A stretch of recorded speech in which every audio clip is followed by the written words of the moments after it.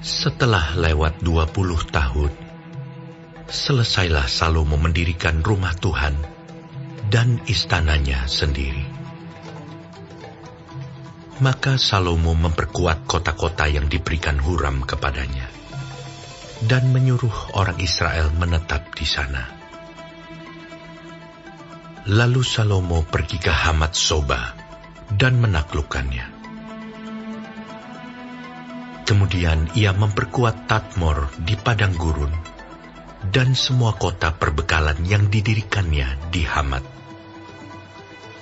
Ia memperkuat juga Bet-horon Hulu dan Bet-horon Hilir, menjadi kota kubu yang bertembok, berpintu gerbang, dan berpalang.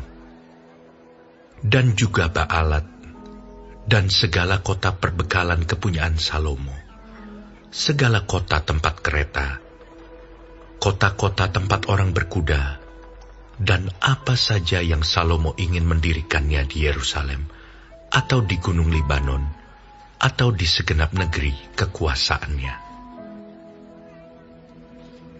Semua orang yang masih tinggal dari orang Het, orang Amori, orang Feris, orang Hewi, dan orang Yebus, yang tidak termasuk orang Israel, yakni keturunan bangsa-bangsa yang masih tinggal di negeri itu, dan yang tidak dibinasakan oleh orang Israel.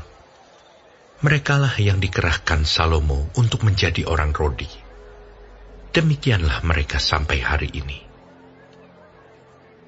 Tetapi orang Israel tidak ada yang dijadikan budak oleh Salomo untuk pekerjaannya, melainkan mereka menjadi prajurit, atau perwira pasukan berkuda, atau panglima atas pasukan kereta dan pasukan berkuda. Dan inilah pemimpin-pemimpin umum Raja Salomo, 250 orang yang memerintah rakyat. Dan Salomo memindahkan anak Firaun dari kota Daud ke rumah yang didirikannya baginya, karena katanya, "Tidak boleh seorang istriku tinggal dalam istana Daud, Raja Israel, karena tempat-tempat yang telah dimasuki tabut Tuhan adalah kudus." Lalu Salomo mempersembahkan korban-korban bakaran bagi Tuhan di atas mezbah Tuhan yang didirikannya di depan balai bait suci, sesuai dengan apa yang menurut perintah Musa ditetapkan sebagai korban untuk setiap hari, yakni pada hari-hari Sabat, pada bulan-bulan baru, dan 3 kali setahun pada hari-hari raya, pada hari raya roti tidak beragi, pada hari raya 7 minggu, dan pada hari raya Pondok Daud. Dan menurut peraturan Daud ayahnya, ia menetapkan rombongan para imam dalam tugas jabatan mereka, dan orang-orang Lewi dalam tugas menyanyikan puji-pujian, dan menyelenggarakan ibadah di hadapan para imam, setiap hari menurut yang ditetapkan untuk hari itu. Dan juga penunggu-penunggu pintu gerbang dalam rombongan mereka untuk setiap pintu gerbang. Karena demikianlah perintah Daud, abdi Allah.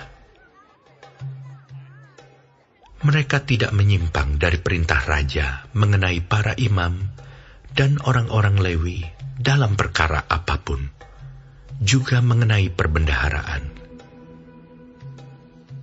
Maka terlaksanalah segala pekerjaan Salomo, dari hari dasar rumah Tuhan diletakkan, sampai kepada hari rumah itu selesai.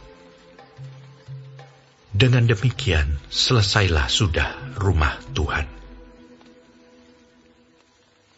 Kemudian Salomo pergi ke Ezion Geber dan ke Elot, yang letaknya di tepi laut, di tanah Edom. Dengan perantaraan anak buahnya, Huram mengirim kapal-kapal kepadanya, dan anak buah yang tahu tentang laut. Bersama-sama anak buah Salomo, mereka sampai ke Ofir. Dan dari sana mereka mengambil 450 talenta emas, yang mereka bawa kepada Raja Salomo.